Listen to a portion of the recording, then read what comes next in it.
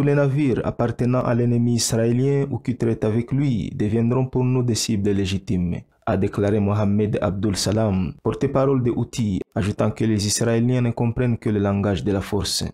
Assalamu alaikum, bienvenue sur Vérité Din. C'était après une attaque qui a été menée par les combattants Houthis sur un navire israélien en mer Rouge et qui s'est terminée par le détournement de ce navire et la prise en otage des 25 membres d'équipage. Dans une vidéo qu'ils ont filmée eux-mêmes pendant l'opération et qu'ils ont ensuite publiée en ligne, on les voit venir dans un hélicoptère militaire et sauter sur le navire comme dans un film. C'est après cette opération qu'ils ont déclaré qu'ils avaient détourné le navire en raison de sa connexion avec Israël et qu'ils continueraient de cibler des navires liés ou appartenant à des Israéliens jusqu'à ce que le régime de Netanyahou arrête ses bombardements sur la population civile de Gaza. La prise de ce navire a été confirmée d'abord par 2 officiers du Pentagone qui se sont exprimés sous couvert d'anonymat sur NBS News et ensuite par l'armée israélienne qui a déclaré que le navire appartenait à des Britanniques. Cependant, selon Associated Press, les détails des propriétés dans les bases de données publiques sur les transports maritimes montrent que le navire appartenait à Roy Car Carriers, une entreprise fondée par l'un des hommes les plus riches d'Israël, connu sous le nom d'Abraham Angar.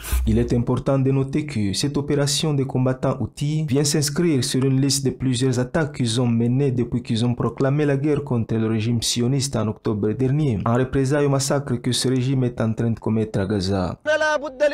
العربية والإسلامية أن تقول كلمتها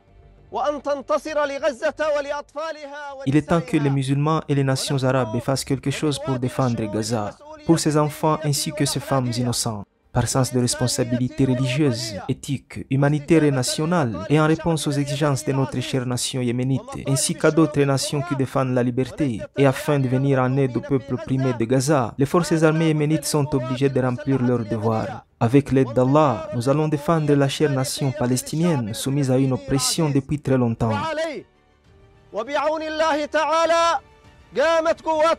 C'est pourquoi, avec l'aide de Dieu, nos forces armées ont déjà commencé l'offensive et nous avons lancé une grande quantité de missiles balistiques, ainsi qu'un nombre important de drones sur différentes cibles en Israël.